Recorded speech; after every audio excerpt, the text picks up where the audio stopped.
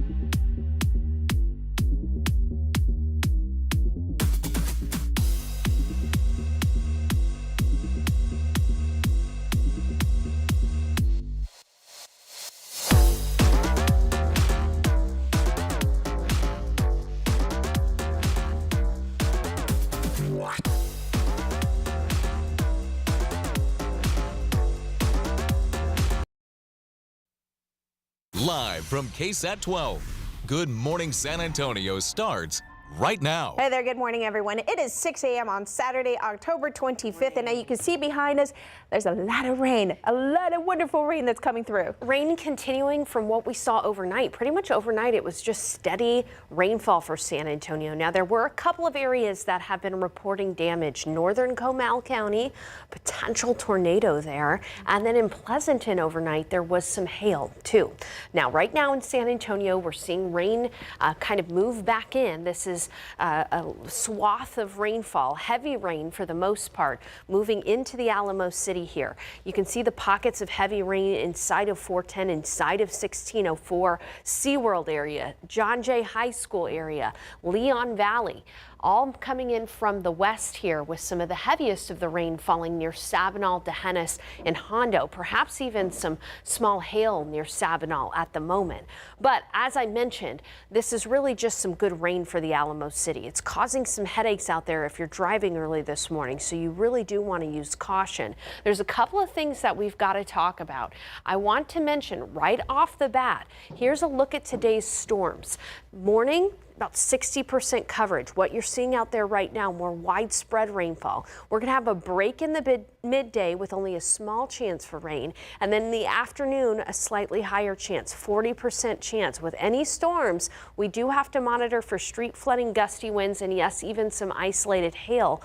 But then in the week ahead, there's going to be a real deal cool front before Halloween. We'll talk about that coming up. I'll talk about some rainfall totals that we've seen around San Antonio in just a bit. But first, I want to get you out there with TransGuide because there's a lot of rain around the Alamo City right now. That's 37 at Alamo Dome right in downtown. Very, very tricky situation with driving out there. If you can stay home, please do. Again, the roads are wet. There's no life-threatening situations out there right now in San Antonio, but heavy rain does continue. More in-depth look at the radar, how much rain has fallen, and a look at some of your pictures sent into KSAT Connect coming up in a bit. All right, thanks, Sarah. Well, this morning we are still waiting to see what type of damage was left behind by strong winds last night.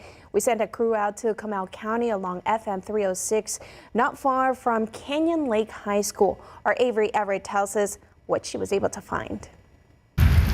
We've been covering the first round of storms overnight, and we're here just north of Canyon Lake, and I want to show you some of the damage, just some of the small damage that Comal County Sheriff deputies say they've been navigating off of FM 306. I'm KSAT reporter Avery Everett. Let me show you exactly what we're seeing right here. This is a neighborhood sign that just was completely knocked down by that strong wind and the heavy rain. I mean, you can literally see the rocks and the bricks that have just crumbled apart. Now, sheriff deputies did block this off with crime scene tape, but again, this is just off of FM 306. We're just minutes away from Canyon Lake High School. We have been told that power is down toward 281 in this neighborhood. They are advising people to avoid this area. They could not give me a timeline across the morning of when power could come back or when roads could open up again. We're told that there have been multiple accidents in this area overnight, so we'll have you stick with our morning crew during GMSA to continue the rest of the coverage out here. Avery Everett, KSAT 12 News.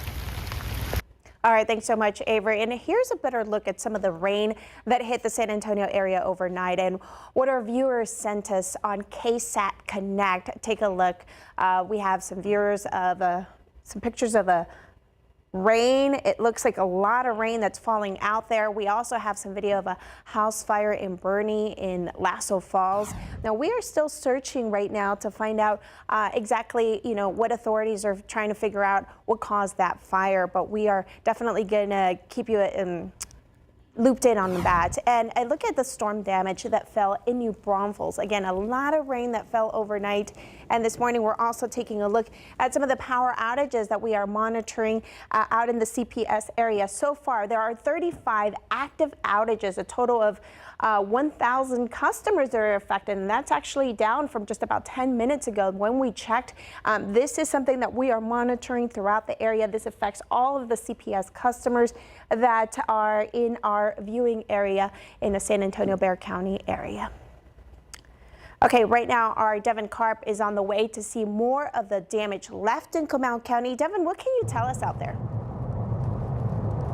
Yeah, good morning, Patty. We're right now over here on the way of 281 North, keeping an eye out for some of the other cars that are around our way. I want to give you guys a look outside so far. We've seen some minor rain that is happening over here. If you go ahead and take a look at our tire cam here, I hope you guys are able to see that through some of the dark conditions out here, but the roads are still a little bit damp.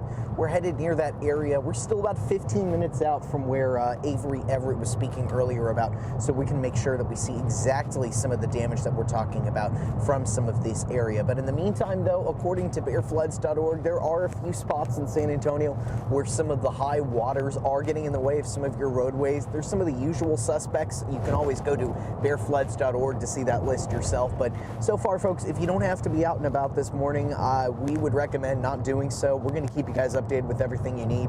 In the meantime, though, if you guys are out and around in San Antonio over here in the viewing area and you are able to see some of the damage, please let us know. You can do so through KSAT Connect or our KSAT Facebook. Any of those social media pages would be helpful for making us understand exactly what's been happening closer to your area. In the meantime, we're still about 15 minutes out or so from some of the area where Avery was talking about with that damage up in Comal County. So we're going to be continuing to follow that for the rest of this morning. For now, I'll go and I'll send it back to y'all. Devin Karp, KSAT 12 News. All right, thanks so much, Devin. Stay safe out there. All right, changing gears now. Project Marvel's land bridge, meant to connect a hemisphere to the new Spurs Arena over I-37, is still in limbo. City leaders say funding is still uncertain. The firm behind it has spoken with state and federal transportation officials, and San Antonio got nearly $6 million in grants to plan east downtown connections, but new funding for these grants has stopped since 2021. Now, City Manager Walsh says the land bridge could come back on the table, but it'll take coordination with transportation authorities. Planning could start in 2028, with construction possibly beginning in 2029 or later. And the San Antonio Fire Department has closed part of East Commerce Street downtown because of a weakened construction scaffolding. We checked it out overnight during heavy rain, and it is still intact. The closure is between North Flores and Soledad Street, and it could last a while. Firefighters responded to reports that the scaffolding was about to collapse, so they cleared the area to keep everyone safe. Contractors were working to fix and take down the scaffolding. The good news, no one was hurt. Hey there, good morning, Kerrville. Time right now is 6:07. Thank you. Coming up, there are firefighters and first responders at local military bases working without pay because of the government shutdown. Coming up, a San Antonio veterans group is stepping up to help. We're going to tell you what they are doing. And New Braunfels libraries reopened Monday, but some books are still being reviewed. We'll break it all down for you coming up next. Well, you don't need me to tell you it's raining, but it's raining, and we have needed this rain around San Antonio. That being said, if you could stay home the next couple of hours as we continue to see some rain around San Antonio, better safe than sorry. You know how the roads get whenever we see some rain. Speaking of those roads, another look at TransGuide showing the road conditions. Not necessarily all that rainy on the north side of town, but through downtown San Antonio, there are some areas of heavy rain. I'm going to have the latest look at the radar and how much rain has fallen so far coming up. Hey there, good morning, happy Saturday. New Braunfels middle and high school students will get their libraries back on Monday. The district temporarily locked up the books to make sure they follow a new state law. They're looking at 81 books more closely. The closure sparked a heated debate at the school board meeting last week, and students told board members some kids only get books through the school library. Others defended the move, saying some books aren't right for young readers. The list of books under review is now on the district's website for parents and teachers to see. Well, they fight fires, respond to medical emergencies, and save lives, but they haven't been paid this month. They're federal workers at a local military base fire department. They're furloughed because of the government shutdown. Now, they still have to work, but they're not getting paychecks. Courtney Friedman saw firsthand how a local veterans organization is stepping up to help. We can go get them Friday and we can either hand them out. These men put their lives on the line even when they're not getting paid. Well, even though people are shut down and going home, we still have to show up every day. We don't get to make business decisions. We have to actually show up and still fight fire, respond to any medical emergencies and stuff like that. Jesse Rico is a firefighter at Lackland Air Force Base and the president of the Firefighters Association for Lackland, Randolph, and Fort Sam Houston. All these people in the category of furloughed federal workers. How long has it been since you've gotten a paycheck? We're probably going on about a month. We actually work a 48 on schedule and 48 off, so it's a 144-hour work week. Do you have a family at home? Yes, I do. You have kids? Yes, I have several kids too. Lackland Fire Inspector Derek Ramsey has a family of 5. So me not be able to be there for them that financially the way I'm supposed to, it kind of hurts. $100 each week up. He joined his brothers in the Federal Fire Service today at the San Antonio Coalition for Veterans and Families, which gave out $100 HEB gift cards. The nonprofit addresses emergency needs of military members and veterans. Because we saw in the community there was a lot of need that there's just so much red tape. Over the years, the coalition has paid for hundreds of clients' hotels, groceries, even utility bills. Now, Director Tony Fuentes and his street team are focused on furloughed workers. I know $100 is not a lot, but it's going to help them. The San Antonio Coalition, solid. I mean, it's a godsend. They do utility assistance. Would you accept that help as well? Oh, yes, yes. A lot of our members have actually been using that already as well, and it's been a blessing, truly. While they live day to day, they want the government to see how this shutdown is affecting real people. My hands up in the air, I'm like, okay, how hard is it to make a budget? You know, we teach this in elementary school, making a budget. Do it. Courtney Friedman, KSAT 12 News. All right, Courtney, thanks so much for that story. In 5 years, the coalition nonprofit has grown, even securing a Bexar County grant, but it mainly survives on private donations. Any veterans, military members, or federal workers can reach out if they need help. We have their contact information right now on KSAT.com. And the San Antonio Food Bank is sounding the alarm as the government shutdown drags on. It could have a crippling effect on families across the 29 counties the food bank serves. Leaders with the San Antonio Food Bank told KSAT people who receive SNAP and WIC benefits are stocking up on food now. They have been notified that their November benefit might be delayed. Food Bank President and CEO Eric Cooper says if funding isn't resolved by October 27th, it will take a toll on federal, military, and government contractors during the upcoming holidays. They estimate a total of 189,000 people in our area would feel the impact. That is why the food bank is putting out a call now for donations. The food bank always needs peanut butter, tuna, rice, and beans. And of course, you can also make monetary donations on the food bank's website. For more information, just head to KSAT.com and search SA Food Bank. All right, we have got rain ongoing around San Antonio right now. In the Alamo City, we're really just looking at pockets of heavier rain falling from John Jay High School down to Von Ormy through downtown San Antonio, out near Mitchell Lake and Martinez as well, pushing into St.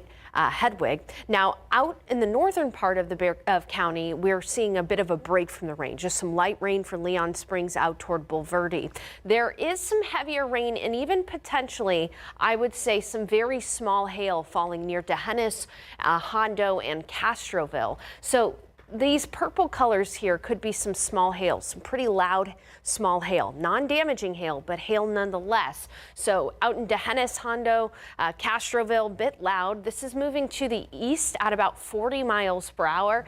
If the small hail can hold on into Bexar County, it would get here around 7 o'clock, perhaps even downtown by 7:15. But again, we're talking about small hail. It needs to be the size of quarters in order to be called damaging, but the small hail still is very loud and can cause some disruption. Otherwise, very heavy rain falling right now over Medina County. I want to show you how much rain has fallen in the last 24 hours. I'm going to turn off the lightning here. There's really been some good rain around San Antonio, even in the green area. I know it looks like there's less rain, and there was some less rain for areas in northern Bexar County. That's still at least an inch of rainfall, so still some healthy rain. But it's the areas that have seen the yellows here. That's 2 to 3 inches of rain falling in a large swath over southern Bexar County, with even more rain, very high rainfall totals here for Sabinal, north of Dehennis, about 4 to 5 inches of rainfall. Now, earlier, closer to midnight, we had the potential here for a tornado in northern Comal County. Right now, it's quiet in northern Comal County, but I want to show you last night, right around midnight. What I'm showing you here is our debris detector. So anywhere in the red, that's just rain, but the blue that pops up is the potential for debris. Here's 281, there's 306, and there's that blue marker right here that moved through the northern part of the county, close to Canyon Lake High School, Cascade at Canyon Lake, and just north of the lake itself. So we've got a crew headed up there right now to see if there's any damage in the light of day. We will keep you posted. Again, otherwise, we are seeing this heavier rain push into Bexar County, and so rain is going to be with us for a little while, at least for a portion of this morning. So 60% chance early this morning for rain. We'll have a midday break and then the potential in the afternoon for a few more showers and storms. But coverage this afternoon is going to be less, only 40% chance, not nearly as widespread as what we've seen. Still, we need to be on alert for street flooding and gusty winds. And then the big story next week is that we expect a real cool front before Halloween. In fact, I can show you that here in the long term.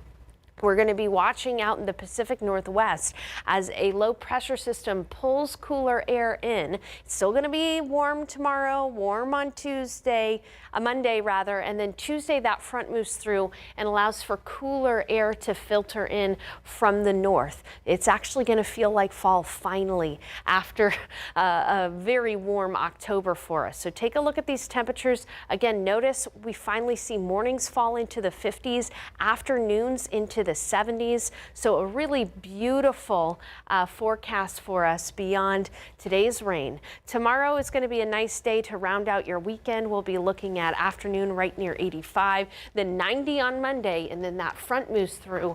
And so it's going to feel more like fall in time for Halloween. We've got a lot to track on the radar. I will continue to keep you posted. And coming up in the next half hour here, I'm going to show some of your pictures and videos that you sent in to KSAT Connect. Thank you, everyone who's sent in pictures, and you can still do so. Yeah, and this rain could not have come at a better time. It came overnight when a lot of people are not on the road. So this is great and much needed rain. I agree. There was some hail in Pleasanton, and again, I'll show you some of those pictures on KSAT Connect. All right, thanks so much, Sarah. All right there, good morning, Canyon Lake. Time right now is 6:23, 63 degrees out there. We'll be right back.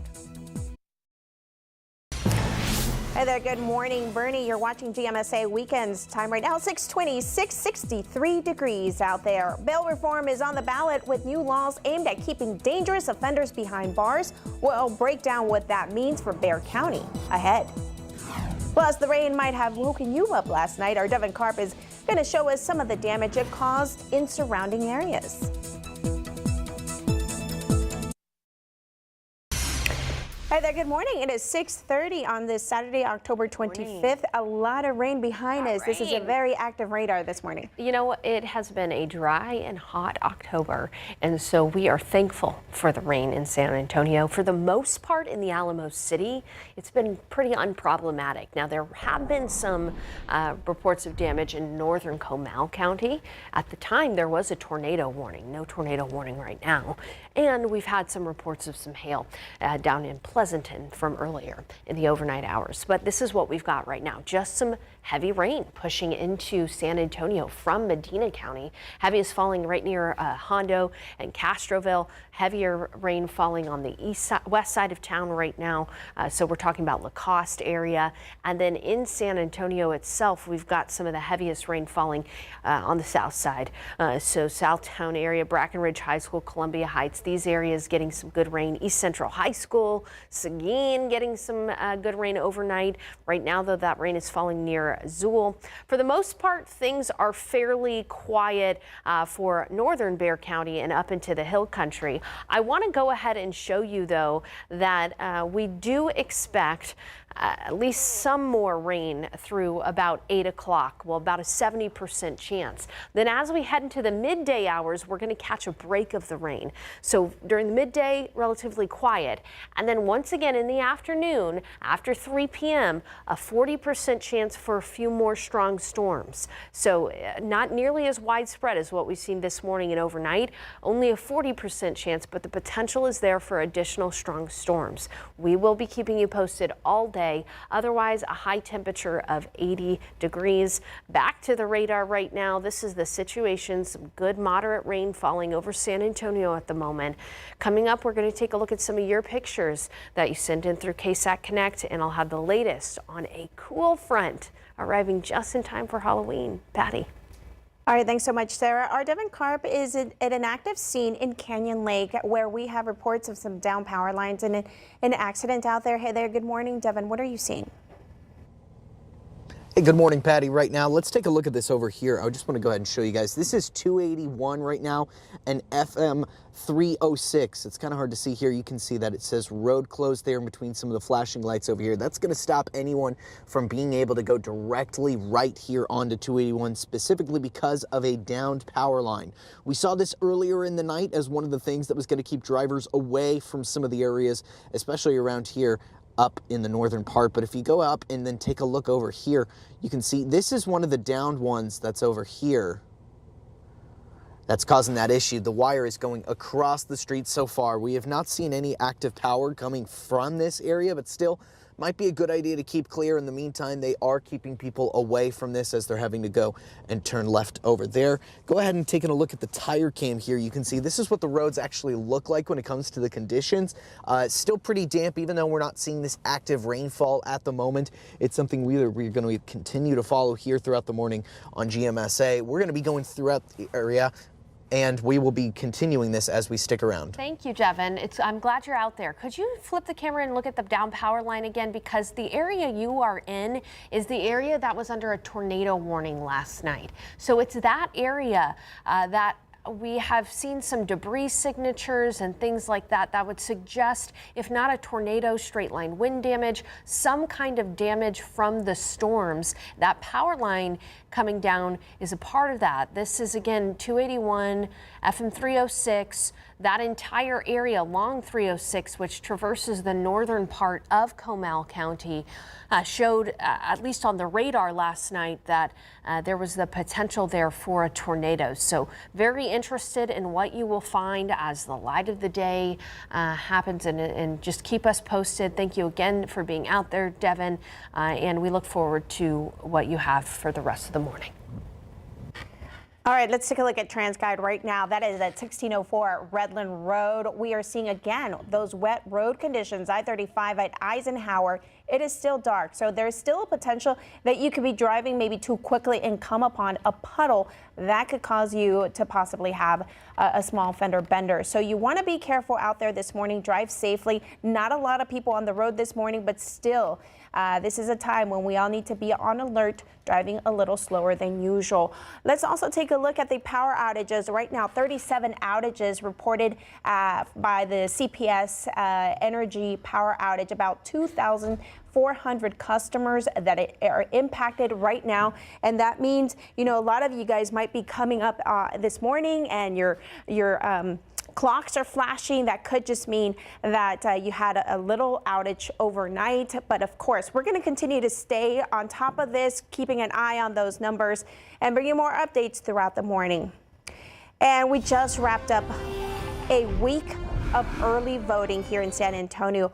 All of the attention has been on Props A and B during this election. The measures related to the Spurs Arena funding, but there's more on that ballot than that. The state has some business that voters will need to weigh in on. 17 constitutional amendments. Proposition 11, for example, is one of the handful of props that tackle property taxes. It would let lawmakers raise a homestead exemption, which limits how much of a home's value can be taxed to pay for public schools for elderly or disabled homeowners to $60,000. Right now, that exemption is $10,000.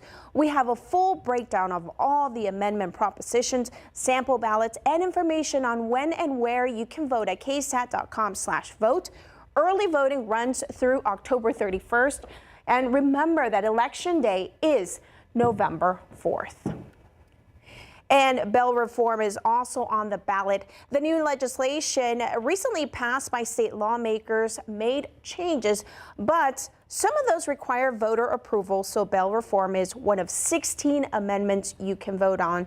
That would change the state constitution. Erica Hernandez breaks down what's changing and what Bexar County officials think about it. Governor Greg Abbott signed a sweeping bail reform legislation this summer, a move aimed at keeping offenders deemed dangerous behind bars before trial. That includes several key changes. SB 9 bans personal bonds for some offenders and gives prosecutors the ability to appeal a judge's bail decision.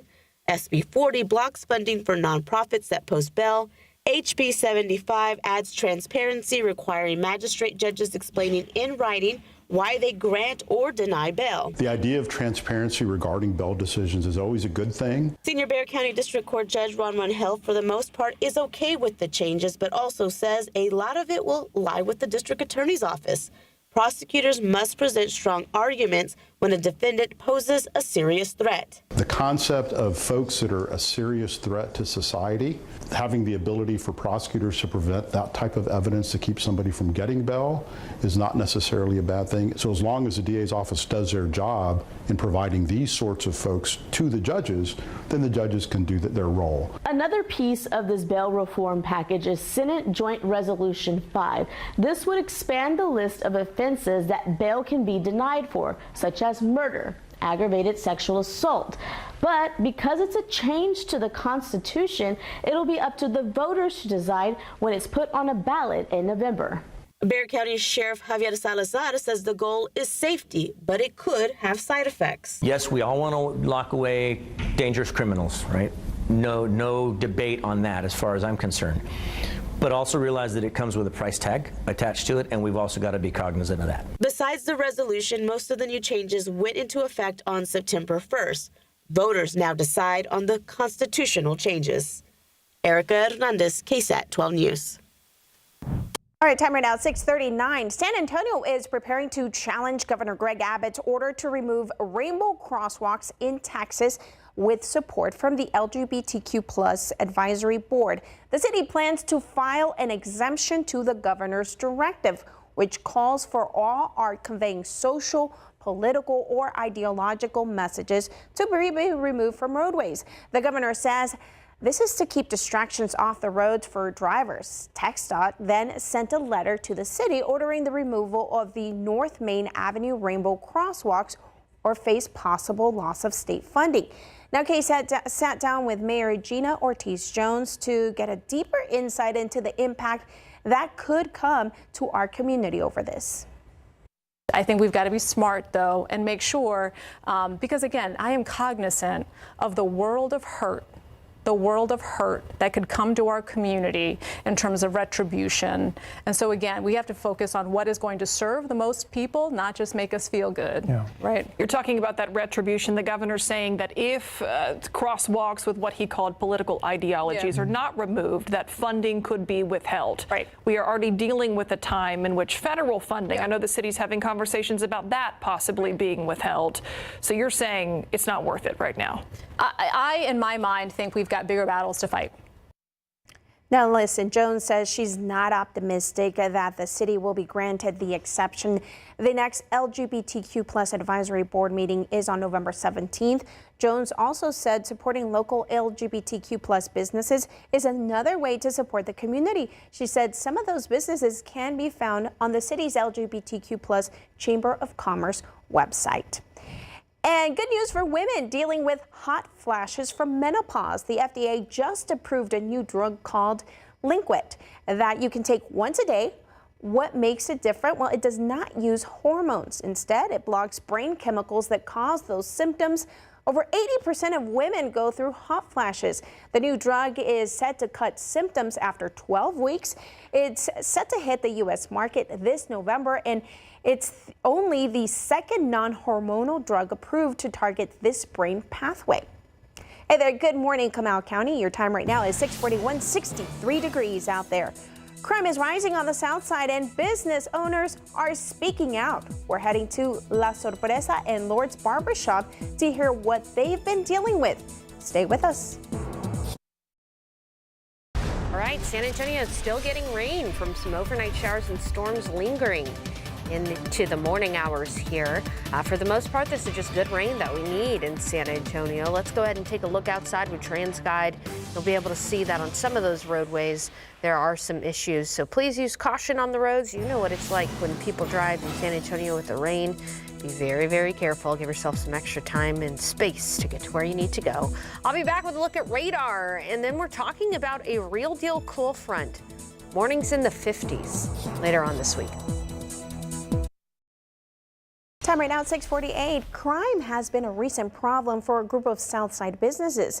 Madeline Lambert and photojournalist Jared Luna spoke with owners about what they've been dealing with. This week, we told you about an ongoing arson investigation that started at Pika Pika Plaza. Now, you can see this video right here that shows fire and smoke coming from near the building. The business owner, Rudy Lopez, told us he's seen many crime-related issues over the last few weeks. So we're headed back to the South Side to hear from business owners on what they've been experiencing. Our first stop is La Sorpresa on Pleasanton Road. I'm Madeline. I'm Vanessa. We're meeting with the owner, Vanessa Salazar. I came in, everything was a mess right here where the register was at. I mean, they're just coming to damage the stuff and there's nothing to take. Vanessa told us some of her neighboring businesses have had the same problem. I mean, you're just hearing all over down Pleasanton, there's been break-ins, too many.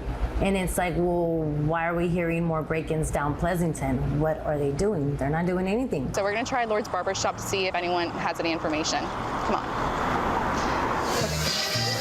Everybody from the Southside comes to Lord's. They like it, but there's been a lot of criminal activity over here, stealing now. If they're hitting everyone down the street, it has to be somebody that knows a target. Both Vanessa and the owner of Lord's Barbershop told me they had over $3,000 in damages from these break-ins. It's probably somebody around here that knows the system or something, the law's not getting down to it. So I reached out to District 3 Councilmember Phyllis Villagran's office, who doesn't have a comment at this time, but instead her team said she'd be briefed on these incidents soon. Reporting from the South Side, Madeline Lambert, KSAT 12 News. Okay, so we also asked San Antonio Police what they think about these incidents. A spokesperson for the department recommends that businesses contact their SAFE officer. These are officers who work directly in local communities to fight crime. You can find your SAFE officer online at sanantonio.gov. Okay, so San Antonio ISD is moving forward with the next phase of its right-sizing efforts following the closure of more than a dozen campuses. Today, the district will host 2 reimagined community meetings on campuses that are set to get new tenants soon.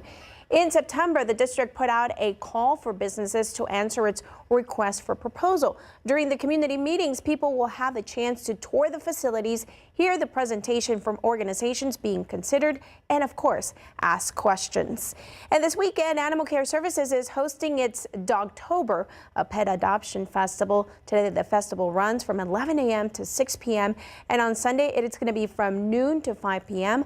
Hundreds of dogs, cats, puppies, and kittens will be there waiting for their forever homes for a special $25 adoption fee. There's also going to be a pumpkin patch, live music, and of course, much more. Right, I want to start by showing you some pictures sent into our KSAT Connect. This is out in Pleasanton, right around 4:25 this morning. Clearly some quarter-sized hail there, and it was coming down at a clip with lots of rain as well. Thank you to Samantha for sending in this video here. Of course, there was lots of hail that fell. This is from Gary. In addition to the small hail, there was also some quarter-sized hail up near the Pleasanton area as well. Let's go ahead and take a look at the radar though right now in the situation that you see on your screen. We are dealing with some heavy rain still continuing in pockets around San Antonio. For the most part though, this is not as widespread as it was in the overnight hours. That being said, this could still cause some headaches for some people trying to be out and about this morning. Heaviest of the rain is falling near Castroville right now. Maybe even some very small hail, but that's not very likely. This is moving into San Antonio as we speak.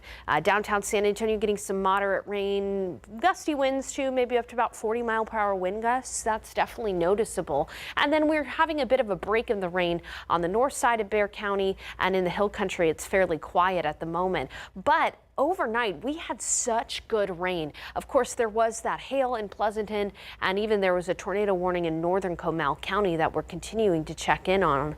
But I want to show you how much rain fell around San Antonio. So even areas that look like they didn't get as much rain, like the northern part of Bexar County, anywhere you see the green here, that's at least about an inch of rainfall. That is still very good. We've seen over an inch of rain officially at the San Antonio International Airport, but it's the neighborhoods that have seen this yellow color here. This, my friends, are areas of 2 to 3 inches, even 4 inches of rainfall that has fallen. That is great news for the drought situation.